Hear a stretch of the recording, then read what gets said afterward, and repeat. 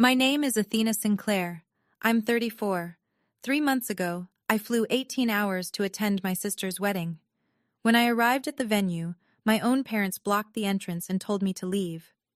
Only family is allowed, my mom said. You weren't invited. I stood there in the dress I'd picked out 2 months earlier, holding the gift I'd wrapped the night before on my hotel bed, and watched my mother's face show nothing. No guilt, no hesitation, just a door closing. I'd signed every vendor contract for that wedding, every single one. My name, my credit card. I'd paid the deposit months ago and never thought twice about it. 3 days later, she called. Not to apologize. She called about a bill. $38,000. And what I said next, she didn't expect it. Before I tell you what happened, please take a moment to like and subscribe, but only if you genuinely enjoy this story. Also, drop your location and local time in the comments. I'd love to know where you're listening from. Now, let me take you back to last November.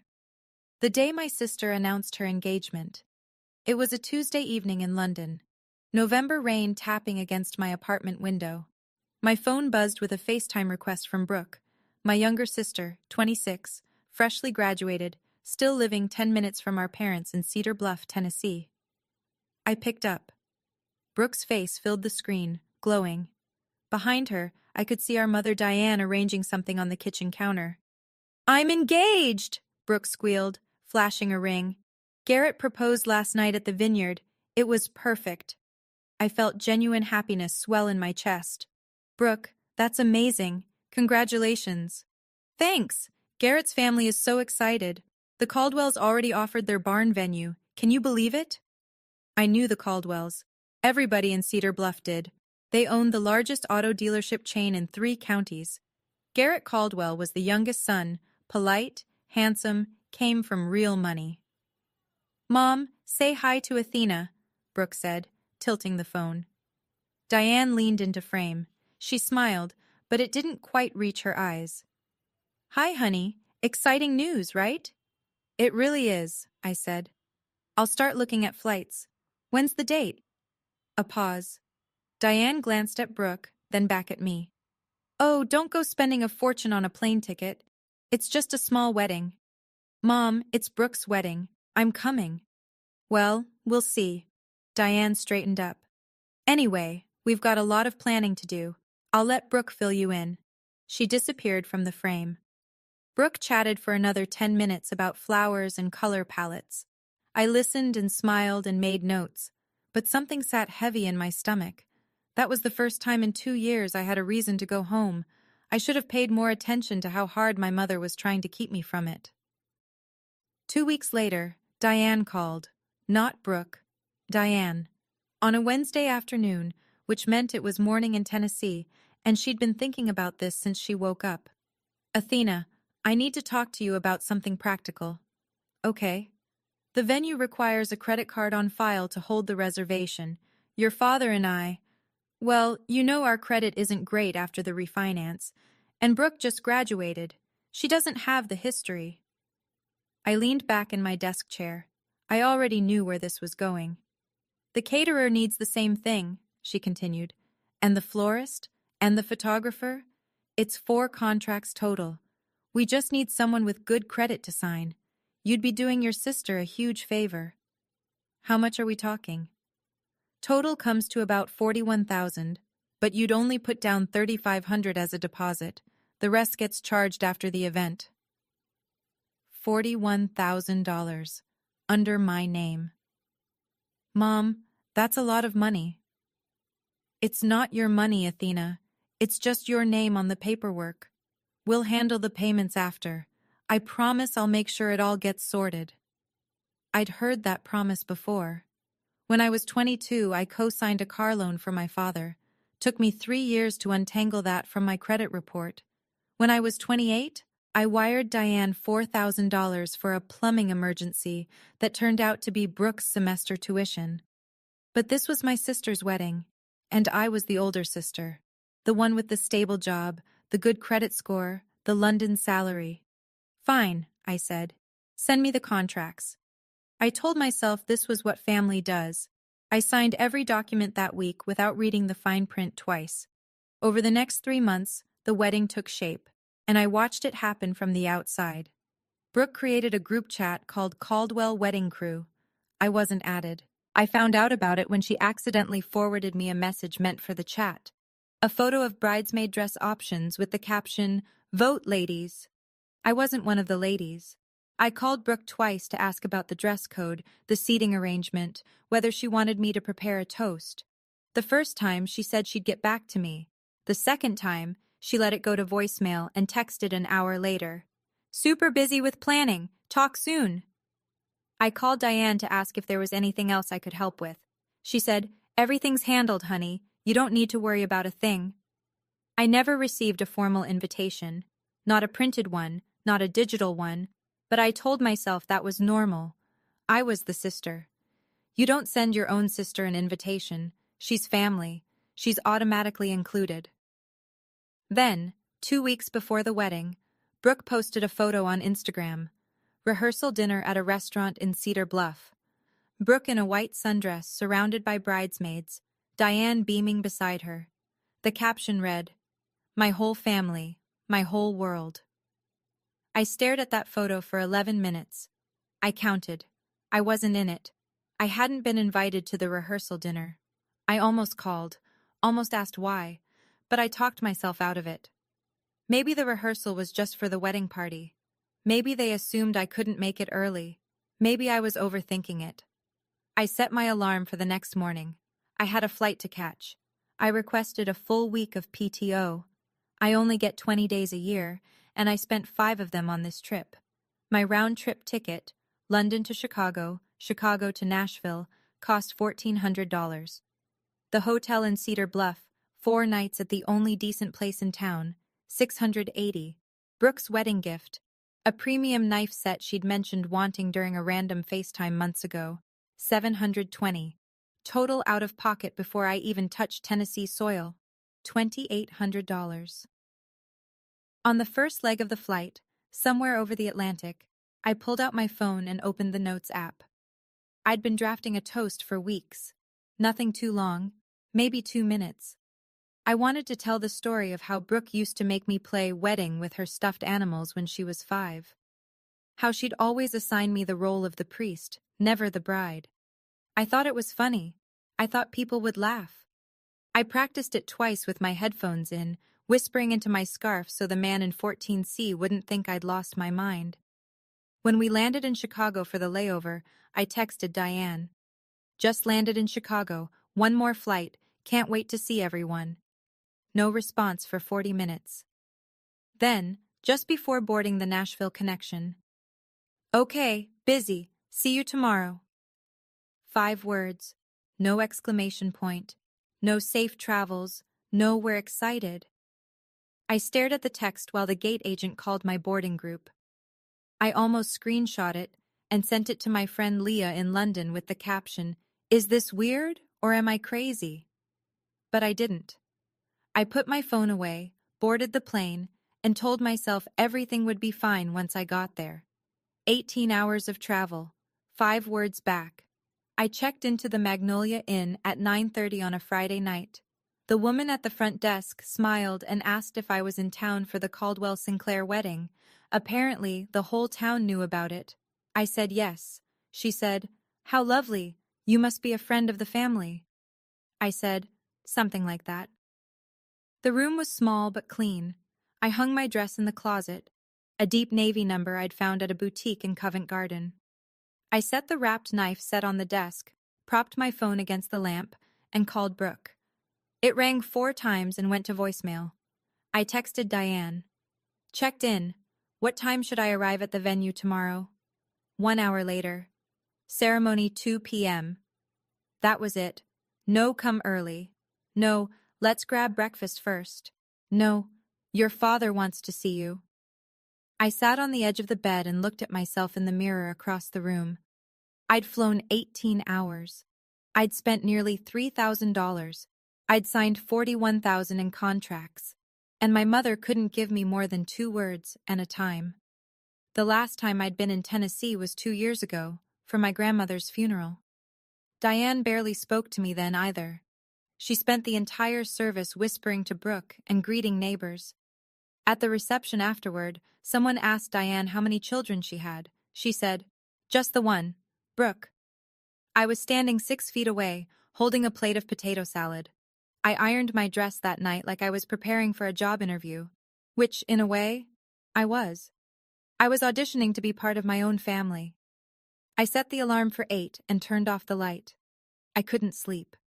The Magnolia Inn had thin walls, and the couple next door was watching a game show at full volume. But it wasn't the noise keeping me awake, it was the math. $2,800 for this trip. $38,000 still pending on my credit card. 6 years of sending money home every time Diane called with a new crisis. The water heater, Brooke's car insurance, the property tax shortfall. I never added it all up. I was afraid to. But lying there in the dark, I did something worse. I added up the other thing. The calls that never came. The birthdays where Diane texted HBD at 11 p.m. or forgot entirely. The Christmas I tried to FaceTime and no one picked up because they were at the Hendersons' holiday party and hadn't mentioned it. The graduation photos on Diane's mantle. 3 of Brooke, 0 of me. If I kept going like this, kept paying and showing up and pretending the silence didn't sting, what would I lose? Not money. I'd lose myself. I'd become the woman who buys her own seat at Thanksgiving and still gets placed at the kids' table. The woman who writes checks and gets footnotes. But tonight, I chose to believe. One more time. Maybe tomorrow would be different. Maybe Diane was just stressed about the wedding. Maybe Brooke was overwhelmed with last-minute details. Maybe when I walked in tomorrow, my mother would hug me and say, "I'm so glad you're here." Maybe. I set my alarm and told myself, this is the last time I'll show up hoping for something they've never once offered freely. Tomorrow, I'd find out whether hope was enough. I closed my eyes. Sleep came slow and thin. Saturday, 1:45 in the afternoon. Meadow Creek Barn sat on 12 acres of rolling pasture just outside Cedar Bluff. White fences, fairy lights strung between the oak trees.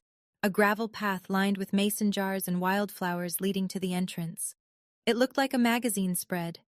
I parked my rental car at the far end of the lot. 30 or 40 vehicles were already there. Pickup trucks, sedans, a few luxury SUVs that screamed Caldwell money. Guests drifted toward the barn in clusters, clutching programs and adjusting hats. I smoothed my dress, picked up the gift box, and walked toward the entrance. My heels sank slightly into the gravel.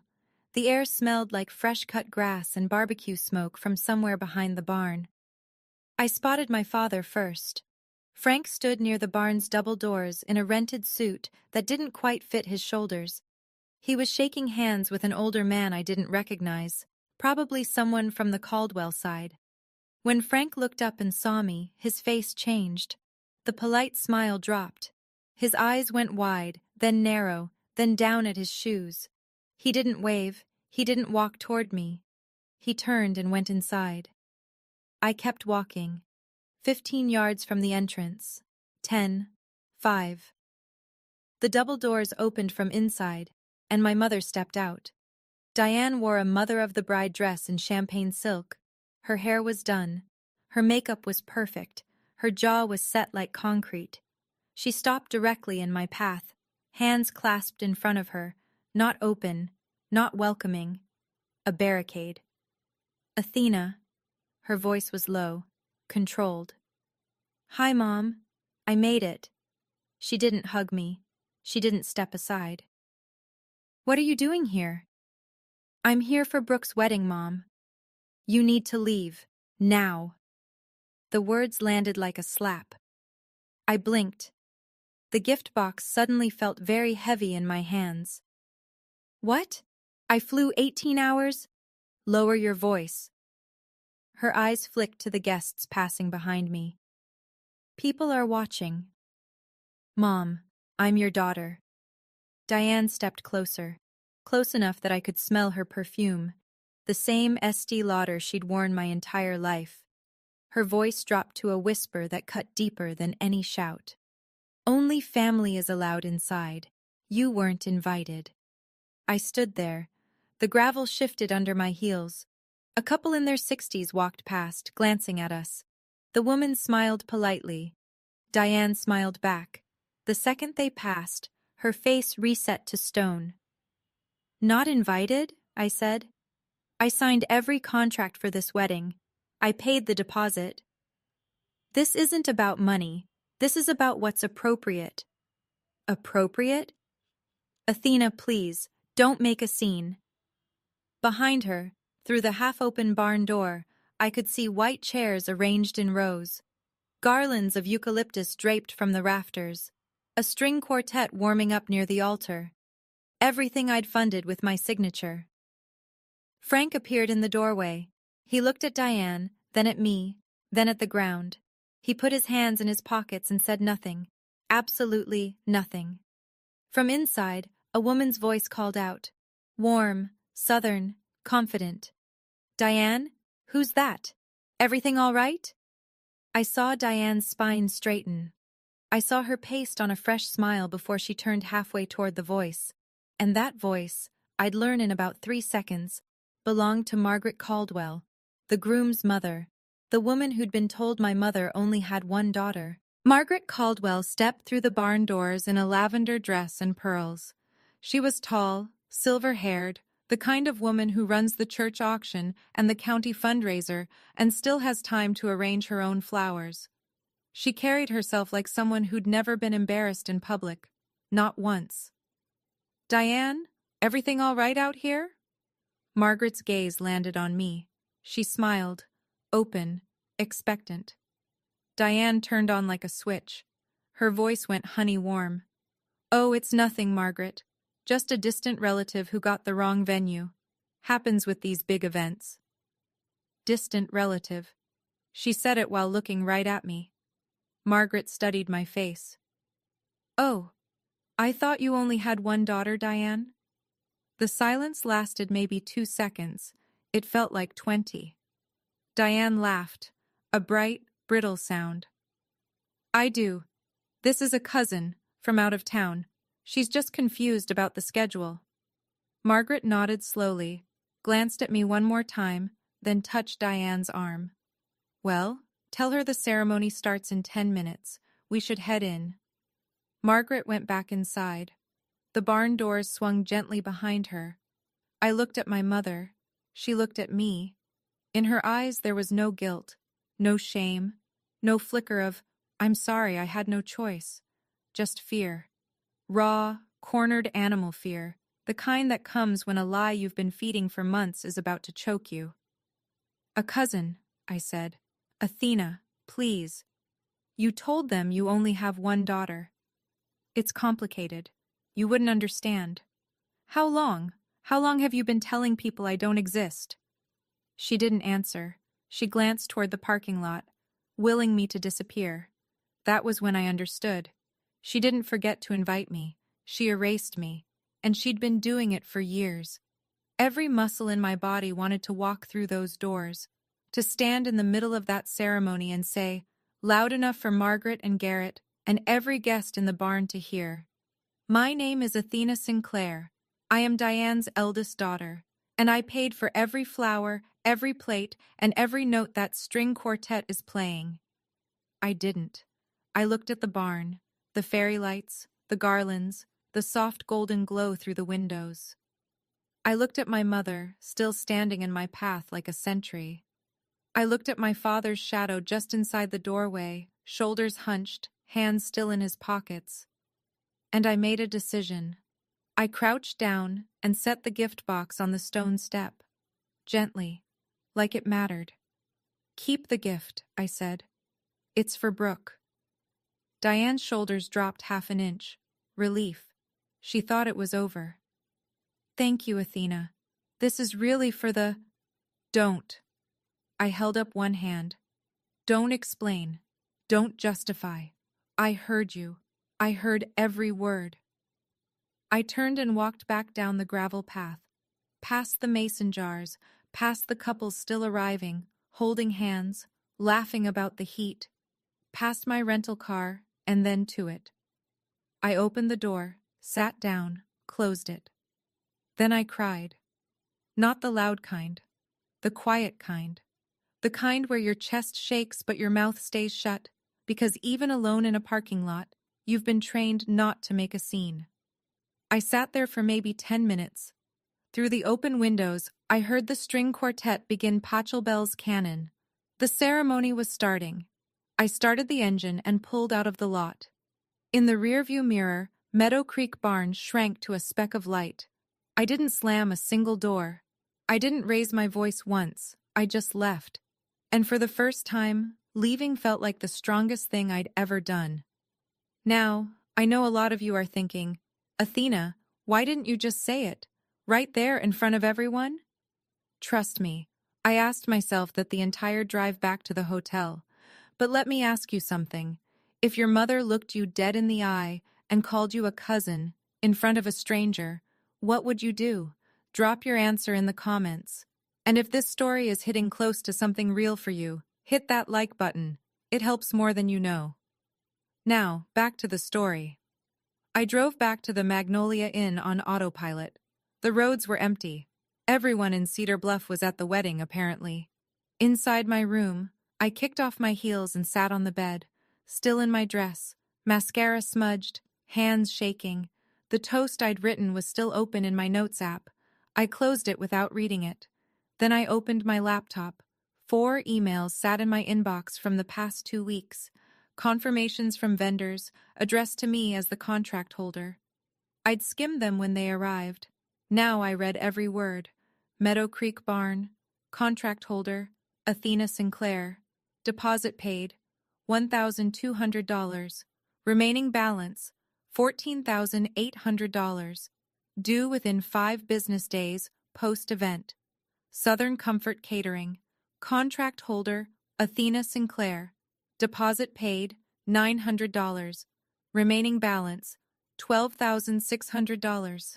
Due within 5 business days post-event.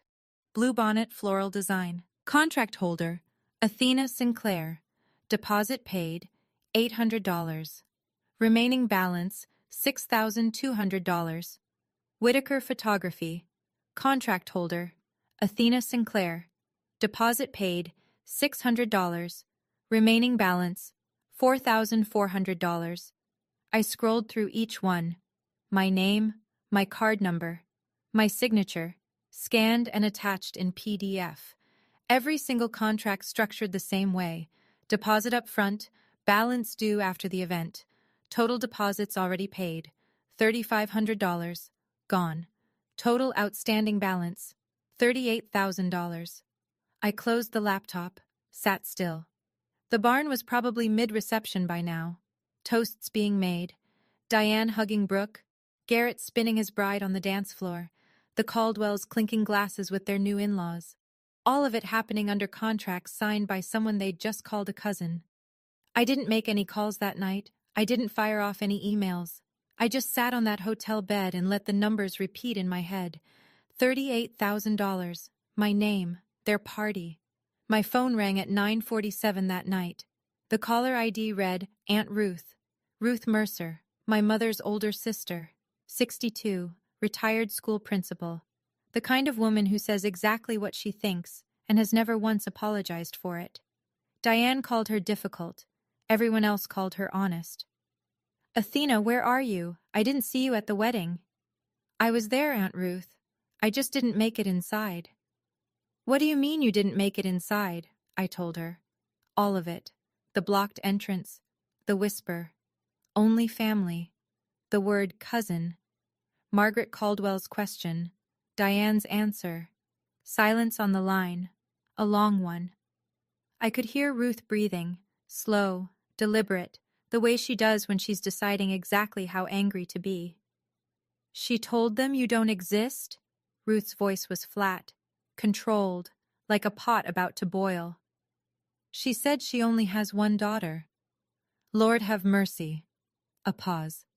Athena, listen to me. At the reception tonight, your mother stood up during the toast and said, and I'm quoting her, our little family, Frank, myself, and our Brooke. She introduced the Sinclairs like that. I sat there and thought it was strange. I almost said something. I wish I had. It's not your fault, Aunt Ruth. No, it's not. It's Diane's. And she's going to hear about it. Another pause, sharper now. Athena, those vendor contracts, the ones for the wedding, whose name are they under? Mine. All of them? All of them. Ruth went quiet again.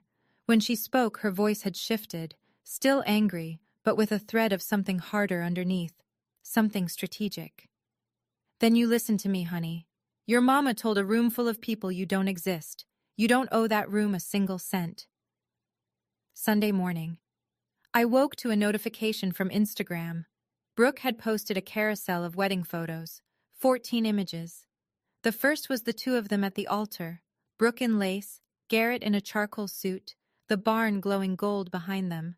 The second was the family portrait, Frank, Diane, Brooke, Garrett, Margaret, and Richard Caldwell. 6 people. 2 families joined. 1 family short a daughter. The caption, "Surrounded by everyone who matters, #Caldwell forever." I read it 3 times. Then I opened my email.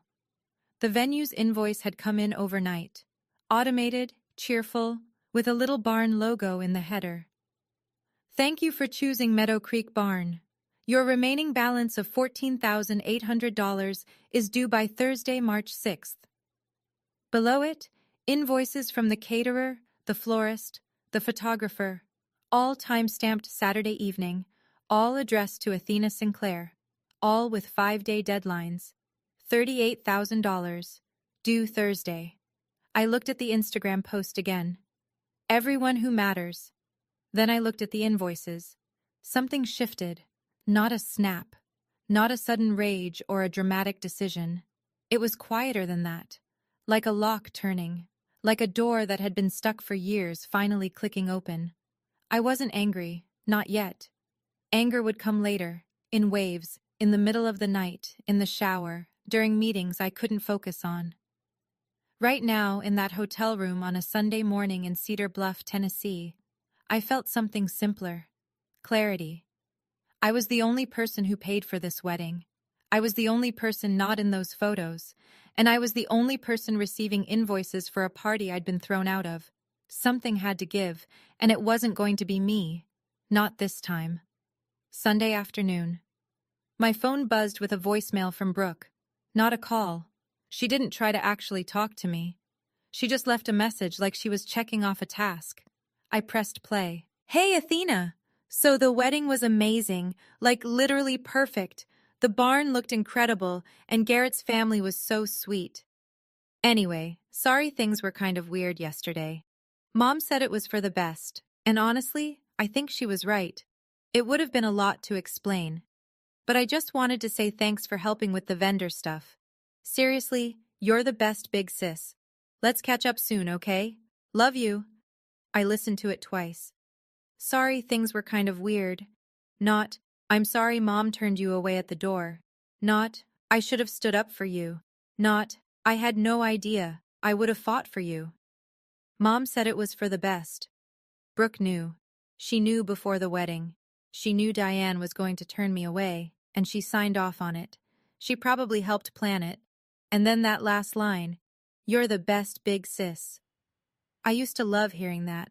It made me feel valued, like all the sacrifices meant something. But sitting in that hotel room, mascara from yesterday still faintly smudged on the pillowcase, I heard it differently. She calls me that when she needs something. Only when she needs something. I didn't call her back. I didn't text. I set my phone face down on the nightstand and stared at the ceiling. The invoices were due Thursday. My family had just told 120 people I didn't exist, and my sister had left me a voicemail that said thanks for paying. I had 4 days to decide who I was going to be. Sunday night, Magnolia Inn. The game show couple next door had checked out. The hallway was dead quiet. I sat cross-legged on the bed with my laptop open and typed into the search bar. Am I legally responsible for vendor contracts I signed for someone else's event? The answers were consistent. The person whose name is on the contract holds the legal obligation. But the person whose name is on the contract also holds the authority. I could authorize payment. I could decline it. I could redirect the invoices to the party that received the services. I picked up my phone and called Meadow Creek Barn. It rang 3 times. Meadow Creek, this is Julie. Hi, Julie. My name is Athena Sinclair. I'm the contract holder for the Caldwell Sinclair event this past Saturday. Oh yes, Ms. Sinclair. Beautiful event. What can I help you with? I need to inform you that I will not be authorizing the final payment on this contract. I was not present at the event, and I'm formally requesting that the outstanding balance be redirected to the event hosts. A pause. Oh, okay. I'll need to pass this to our manager, but can I ask, is there a dispute? No dispute. I'm simply not authorizing the charge. The invoice should go to the Sinclair family in Cedar Bluff. Julie took my email, confirmed the request, and said someone would follow up Monday morning. I hung up and called the caterer. Same script, same calm voice, same result. Then the florist. Then the photographer. 4 calls. 12 minutes total. I didn't yell. I didn't threaten. I didn't explain why. I just said one word over and over, politely and firmly. No. When I was done, I closed my laptop, brushed my teeth, and slept through the night for the first time in 2 days. Monday morning. I changed my flight. Instead of staying through Wednesday like I'd planned, I booked the first available seat back to London. A 6 a.m. departure through Atlanta. I packed in 10 minutes. Checked out of the Magnolia Inn before dawn. The same front desk woman was on shift. She smiled and asked, "How was the wedding?" "Memorable," I said. The drive to Nashville took 2 hours. On the way, I passed through Cedar Bluff one last time. Main Street was quiet. Just the diner, the hardware store, the Baptist church where I got baptized at 12. I drove past the house I grew up in. The porch light was still on. I could picture what was happening inside. Diane at the kitchen table with coffee, still high on the reception. Frank reading the paper. The house full of leftover wedding cake and congratulations cards. My name not mentioned once. When I was 10, Diane told me, "Athena, you're the big sister. You have to be strong for Brooke." I'd been strong. For 24 years. I'd been strong through Brooke's childhood illness, the meningitis scare that reshaped our entire family dynamic. I'd been strong through every financial crisis, every unanswered call, every holiday I spent alone in London pretending the time difference was the reason, not the distance. I turned onto the highway and didn't look back. 18 hours later, I landed at Heathrow. Gray sky, drizzle, the most beautiful weather I'd ever seen. I turned on my phone in the arrivals hall. No missed calls, no texts. Nobody in Cedar Bluff had noticed I was gone or cared enough to check. But they'd notice soon. The vendors would start making calls by Tuesday. The invoices would land by Wednesday, and then my phone would ring. I was sure of that. Tuesday, 3 p.m. London time, 9 a.m. Tennessee. My phone rang. Mom on the screen. I let it ring 3 times. Then I picked up. "Athena, hi, honey." Sweet, light, the voice she uses when she wants something. "How was your flight back?" "Fine." "Good, good. Listen, I just got the strangest call from the venue. They said you removed your payment authorization? The bill is $38,000. How do we handle this?" "We don't handle it, Mom. You handle it." A beat of silence. "Excuse me?" "I removed my authorization because I'm not responsible for an event I wasn't invited to." "Athena, don't be dramatic. You know this was just a misunderstanding. We can talk about it." "You told Margaret Caldwell I was a distant relative. You told her you only have one daughter. That's not a misunderstanding, Mom. That's a choice." Longer silence now. I could hear her breathing change, the sweetness evaporating. "After everything I've done for you," she said, "this is how you repay me? You raised me. I'm grateful for that. But you also stood in front of your daughter and told a stranger she doesn't exist. Those 2 things can both be true. You're blowing this out of proportion. $38,000, that's the proportion." Your father is stressed. His blood pressure. If something happens to him, that's on you. Dad stood right there and said nothing. He made his choice too. Silence. I could hear her swallow. You said I wasn't family, I said. So the family's bill is the family's responsibility. The line went dead. She hung up. No goodbye, no argument, just a click and silence. I set my phone on the kitchen counter and stared at it. My hands were steady. My heartbeat was normal. And the apartment was quiet. Really, genuinely quiet. For the first time in months. She called back 40 minutes later. Different tone this time. No honey. No sweetness. Full throttle. Do you have any idea what you've done? Yes. The venue is calling me. The caterer is calling me. I'm getting invoices forwarded to my email with your name crossed out and mine written in. Do you know how humiliating that is? I imagine it's about as humiliating as being called a cousin at your own sister's wedding. That is not the same thing. You're right. Yours cost $38,000. I raised you. I fed you. I drove you to school every single day for 12 years, and now, because of one little misunderstanding, you're going to bankrupt your own family? It wasn't a misunderstanding. Fine, Athena. You want to play this game? I'll tell everyone. I'll tell the whole town what kind of daughter abandons her family over money. Go ahead. I'd rather be the daughter you badmouth than the daughter you pretend doesn't exist. That stopped her. I heard her pull in a breath, sharp, involuntary, like she'd walked into cold water. You don't mean that, she said. Quieter now. I do. Another long pause. Then the final weapon, the one she always keeps in reserve. Your father could have a heart attack over this. If he ends up in the hospital, that blood is on your hands. There it was, the trump card, Dad's health, the guilt grenade. She'd thrown it at me when I moved to London, when I skipped Thanksgiving, when I stopped sending money without being asked. Dad's health is between him and his doctor, I said, not me and my credit card. She hung up again. This time, I didn't stare at the phone. I put the kettle on and made a cup of tea. By Wednesday, Diane had activated what I call the family phone tree. Every branch, every twig. Brooke called first, crying, the big, messy, theatrical kind she's perfected since childhood. Athena, please. Garrett and I just got married. We don't have $38,000. If you don't pay, we have to. We're starting our lives together and you're ruining it. Brooke, did you know Mom told the Caldwells I don't exist? A sniffle. A pause. I mean, she said it would be easier that way.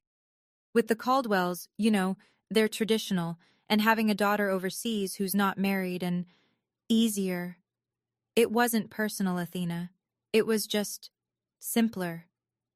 You knew before the wedding. I didn't think they'd actually turn you away. But you didn't stop them. Silence. More sniffling. Then, can we please just focus on the bill? Garrett's parents are asking questions. Then maybe it's time someone gave them honest answers. She hung up. Frank called that afternoon. My father almost never calls. He emails once in a while, short, factual messages about weather or football scores. Hearing his voice on the phone felt strange, like picking up an old tool you'd forgotten you owned. Athena, your mother is very upset. I know. Can you be flexible on this? For the family? Dad, did you know she told people I'm not your daughter? A long exhale, the sound of a man who spent 35 years choosing the path of least resistance. That's not exactly what happened. Were you there when she called me a distant relative? Right in front of me? Nothing. Then, very quietly, a click. He hung up. Every single one of them hung up when the questions got real.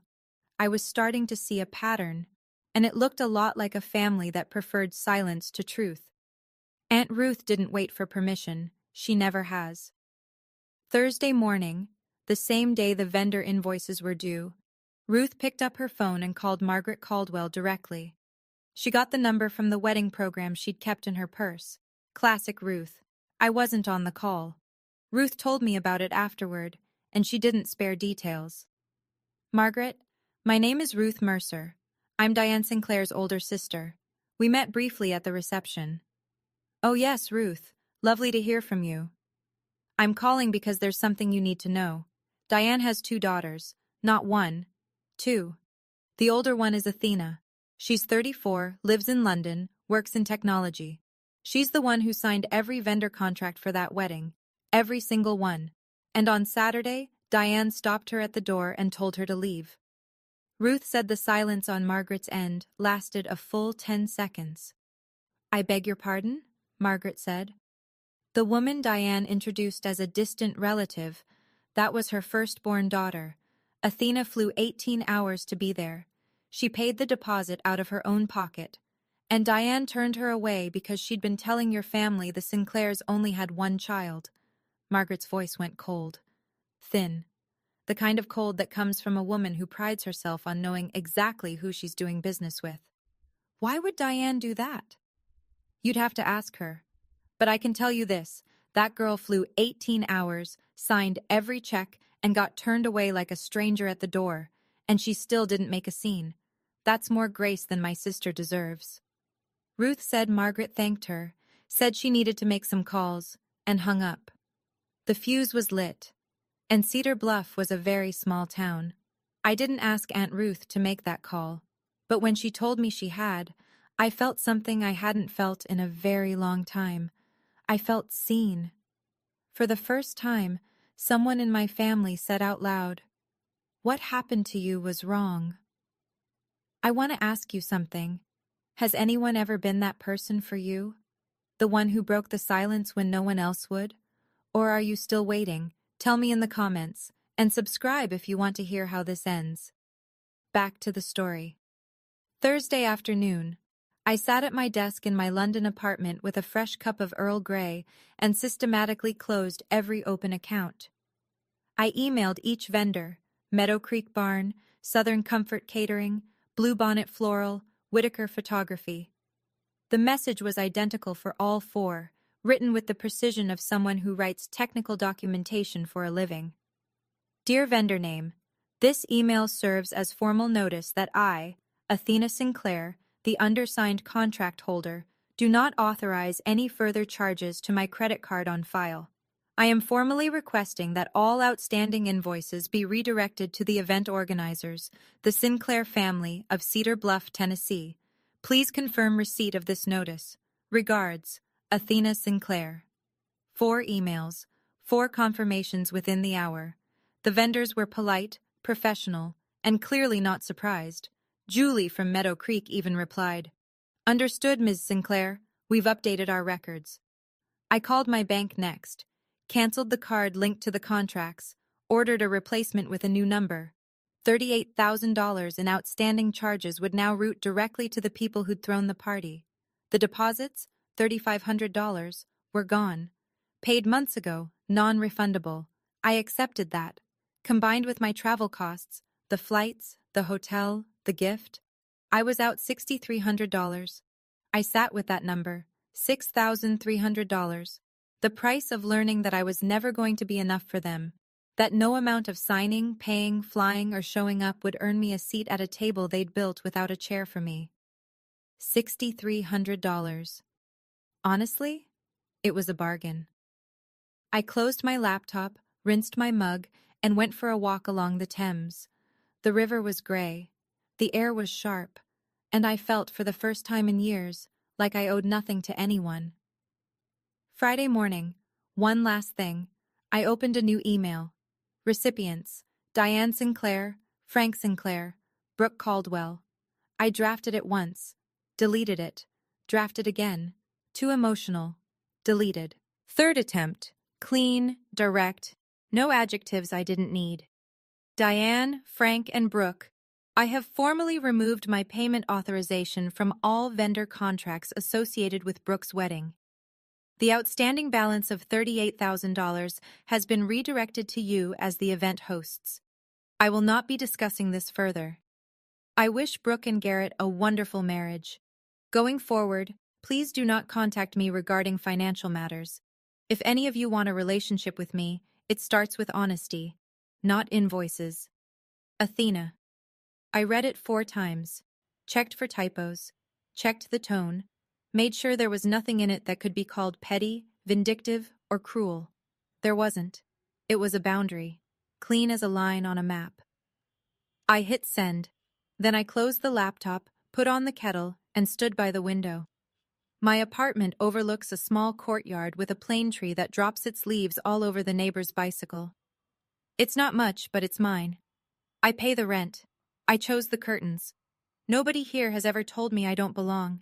For months, maybe years, I'd been carrying a weight I couldn't name. The constant calculation. Am I doing enough? Am I giving enough? If I send more money, call more often, fly home one more time, will they finally see me? Standing in that kitchen, holding a cup of tea I made for myself in an apartment I earned with work I'm proud of, I felt the weight lift. I didn't write that email to hurt them. I wrote it so I'd stop hurting myself. Aunt Ruth kept me updated. She said she tried not to enjoy it, but she's a terrible liar. Margaret Caldwell called Diane the same afternoon Ruth dropped the truth. The conversation, relayed to Ruth by a mutual friend who happened to be at Margaret's house when the call was made, went about how you'd expect. You lied to us, Diane. Margaret's voice was steady, not loud. The Caldwells don't do loud. You told us you had one daughter. We welcomed your family into ours based on trust. That trust is broken. Diane tried to explain. It was a private family matter. Athena and I have been estranged. Estranged? Ruth says your daughter signed every contract for this wedding. That's not estranged. That's exploited. Margaret told Diane that the Caldwells would not be covering the $38,000. That's between you and your vendors. We didn't sign those contracts. Apparently, neither did you. Garrett confronted Brooke that evening. Ruth got this part from Garrett's cousin, who heard it through the Caldwell grapevine, because Cedar Bluff has exactly one grapevine and everyone's on it. You have a sister? Garrett said. An actual sister? And she paid for our entire wedding? And your mother kicked her out? Brooke cried. It's complicated, babe. It's not complicated, Brooke. It's a lie. Your family lied to my family, on our wedding day. The newlyweds' first real fight happened 4 days into the marriage. Over a sister the groom didn't know existed, and a bill neither of them could afford. Brooke and Garrett would end up taking out a personal loan for the $38,000. The Caldwells helped co-sign, not out of generosity, but because their name was on the event and they didn't want the vendors coming after them. The fairy tale wedding now had a monthly payment attached to it. Cedar Bluff is the kind of town where everyone knows your business by Tuesday and has an opinion about it by Wednesday. By the following week, the story had made its way through the Baptist church, the diner on Main Street, the PTA network, and the auto dealership waiting room. The details shifted slightly with each retelling, the way they always do. But the core stayed the same. Diane Sinclair hid her eldest daughter, turned her away at the wedding, and then sent her the bill. Bev Henderson, Diane's neighbor of 19 years, stopped her in the church parking lot after Sunday service. Diane, I had no idea you had 2 girls. How come I've never met your older daughter? Diane tried the script she'd been rehearsing. Athena lives overseas. We're not as close as I'd like. It's a painful subject. Bev nodded slowly. Ruth tells it a bit different. Diane stopped attending that church. She switched to the Methodist 1-2 towns over, where nobody knew the Sinclairs by name. Frank became quieter than usual, which is saying something. He stopped going to the hardware store on Saturdays, stopped sitting on the porch in the evenings. The few people who saw him said he looked like a man carrying something he couldn't put down. Diane blamed Ruth. Called her one morning, voice shaking. You destroyed my family. Ruth's response, as she told me later, was brief. I didn't expose you, Diane. I just stopped covering for you. Diane hung up. Added Ruth to the list of family members she wasn't speaking to. That list was growing. And the thing Diane had spent years building, the image of a devoted mother with a perfect little family, was crumbling. Not because anyone attacked it. It crumbled because someone finally told the truth. 2 weeks after the wedding. A text from Brooke. long, rambling. I could almost hear her crying while typing it. Athena, I'm so sorry about everything. It all got out of control. I didn't know Mom was going to say those things to the Caldwells, I swear. Garrett is furious with me. His parents barely look at me. The loan payments start next month and we're already behind on the apartment deposit. I know this is a lot to ask, but could you maybe cover part of the balance? Even half? I'll pay you back. I promise. You're my sister and I love you and I just need help right now.